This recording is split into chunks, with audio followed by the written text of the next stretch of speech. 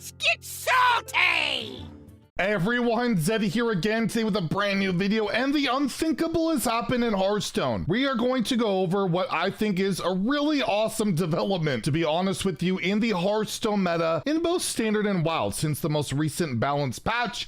And well, before we get into that, I do want to give a friendly reminder that if you feel like I've earned your subscription on our road to 60,000 subscribers, I would really appreciate if you hit that sub button down below, drop a like on the video. It helps the channel out a ton. So what am I talking about? The unthinkable. Well, Hearthstone's just typically always completely out of whack, out of balance. There's typically archetypes that are just abandoned and unplayable. People are unhappy. Cats and dogs are angry at each other. And well, there's tons of bugs in the game. Well, I am happy to report that actually there's another new bug. In Wild, the Akami Prime, which is supposed to stay permanently stealth, if it attacks, it loses its permanent stealth. This card is a meta breaker in Wild, so it's a really big deal, but I just thought it was kind of funny. It really doesn't, it's so random how these happen, but yes, still plenty of bugs to go around in Hearthstone. But no, what I wanted to talk about is the Hearthstone meta in terms of balance right now. It was really bad before the balance patch, before Hunter got nerfed and Theotar got nerfed. Hunter was well above everything else. There was like one other class that was over 50%, and now we are seeing one of the more balanced metas we have seen in quite some time, with Warlock being at the top, as I kind of predicted with the Curse Warlock and all of that, the Imp Warlock, 5 other classes being 50% or higher, 2 other classes being very close, with Rogue and Priest kind of trailing behind, and then there's Warrior. Warrior's kind of a sad state. I will note that Priest looks a lot worse than it is, because this is across all ranks, as we'll go into the higher legend meta and all of that, but overall this is a heck of a lot healthier than it was before. And if we take a look at Wild, similar thing where you have Mage through Paladin, 4 classes 50% or better, and then you have the remainder at 46 or higher. It's a pretty decent spectrum of stuff, but to me it's kind of even better than that. When you take a look at the meta Diamond through Legend after the most recent patch, you will see an incredible amount of diversity across tier 1 and tier 2, not only in classes, which every class is represented. We have Warlock, multiple Warlock decks. We have one Priest deck. We have Aggro Druid, so 1 Druid deck. We have 2 Paladin decks. Beast Hunter is still doing well after the nerfs at 53% or so far. In Rage Warriors in there, so even Warrior represented, Control Shaman, Big Spell Mage, and Spooky Mage, and then you have 2 Demon Hunter decks, and you still even have a Rogue deck that is competitive, and then even down to tier 3, where these decks aren't too far off, we have even more diversity. So we're seeing a lot of stuff that's competitive, but what to me that is refreshing about all this is it's not just like all aggro decks. It's not like United Stormwind, where it's all OTK decks.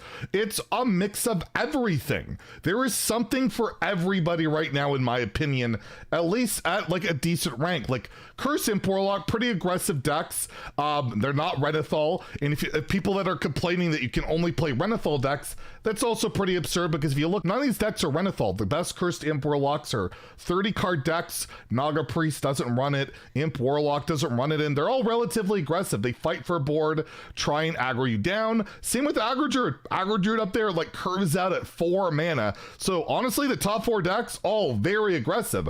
And then you start getting into the Renethal territory, where you have Highlander Paladin, which isn't really Highlander Paladin. It's that Jailer deck where you basically delete your deck, and then, well, your Reno is active, and yeah, the deck is actually doing work.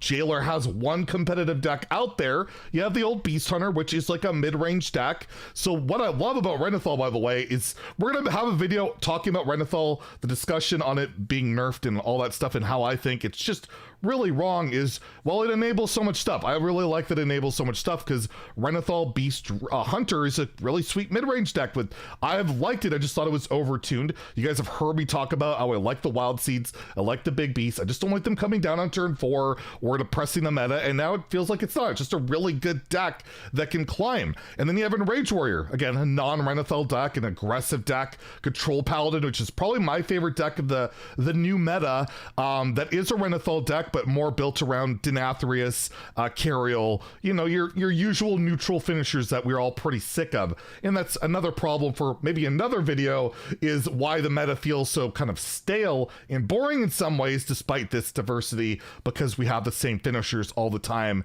in Denathrius, and a lot of these archetypes have been around for quite some time. Regardless, tangent aside, we have Control Shaman, which is another Renathal deck. Big Spell Mage, which is a Renathal or 30 card deck. The 30 card one typically actually does a bit better, but everyone seems to want to play Renathal because, well, it's fun. It's always a lot more fun to play Renathal. Like, that's my feeling on it. Is like, I don't want to play a 40 card deck or a 30 card deck when I can play a 41. Even my win rate goes down. I'm typically going to favor the 40 card one. And again, that's kind of like a nudge in the favor of why the card's so great. We're going to talk about that more in depth. It's like, it just is what it is, but I really am on the pro Renathal train. We have, we have Aggro Demon Hunter, which is very aggressive.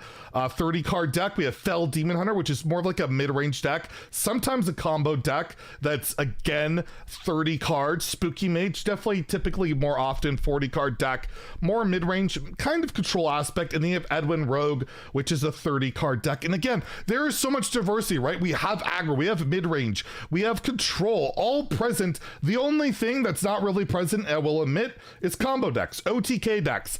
You'd have like Charge Warrior and OTK Breeze, but they are down here in terms of, they're very high skill cap decks. Typically, they need kind of its own pocket meta. The OTK decks aren't doing great, but honestly, after Stormwind and like OTK Demon Hunter meta that we saw a lot after like Alterac Valley and all of that, I think a lot of us were personally a little bit sick of it. But if you want to play combo decks, they're very prevalent in Wild, where you have Pillager Rogue, Quest Mage, all sorts of stuff, Mechathune Warlock. You can't play combo, but mostly you're going to struggle with it in Standard. But other than that, you can play it in Wild. And in Wild, even in Wild, you have, just take a look at the tier 1. Beast Hunter, you could argue it's aggro, you could argue it's mid-range, but you have like a mid-range aggro-ish deck in tier 1.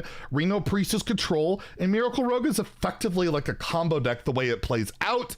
You have even Shaman in there for either mid-range aggro, Secret Mages, some aggro stuff going on. Reno Warlock, which is a control deck. Reno Druid, which I would argue is more of a mid-range deck. You just have all sorts of options these days. I feel like divided upon classes, divided upon archetypes. Unless you're a combo player, that's the one where it's kind of hurting. But for me, I can't believe that a year removed from United Stormwind, we've kind of come to a point where when I'm playing Hearthstone, it kind of feels like Hearthstone again. And this isn't to say this is some perfect, amazing meta. We're back in Angora where I was loving Hearthstone to like the nth degree, but I think it has improved considerably. Over a year's time, I think Hearthstone has evolved to get kind of back to its roots. And yeah, a lot of these decks aren't the funnest to face. Some of them are just not even that fun to play, but at least there are options in terms of what you can choose. I love the fact that on any given day right now, I can log on to Hearthstone, I can take a look at some decks to play, I could play some control, I could play some aggro, I could play a mid-range style strategy, or if I want to, I guess dumpster diving Standard, I could play some combo, but there's a lot of good stuff. However, I do feel the complaints of it's kind of dull, it's kind of a bit boring right now, and to me, that has to do with the fact that we have a bit of this neutral problem, particular brand Denathrius. So many games come down to that. Theotar can just decide so many different games and is infuriating, and you'll just also lack the note of really strong, impactful late game finishers. You only really have one like crazy good finisher in Denathrius, and as a result, Renathal is a really good option to alleviate that, to give yourself more value, more health, and more things to do when you don't really have that big, powerful thing you're building around. We'll talk about this probably tomorrow in a Renathal video, but I feel like Renathal will die down quite a bit if we see in the next expansion some really synergistic things, some really good finishers, some really powerful things where you want to play 30 cards and get to your deck and do that exciting thing. This expansion didn't really bring those exciting things. It's brought a lot of good tools to really flesh out a lot of these decks make mid-range, combo, aggro, control all viable, and I just think it's really cool to see how it's evolved. And for the guy that's always complaining, I gotta give props where props are due, that at least right now, there's a lot of options. Whether you love them or hate them, there's a lot of options. So if you do decide to log into Hearthstone these days, at least you got lots of different things you could play, and you don't feel completely alienated as, like, let's say United Stormwind is a control player that they don't even want in the game. It feels like there is a little bit of something for everybody. Anyways, if you enjoyed the video, please like and subscribe. Have a great day and stay salty, my friends.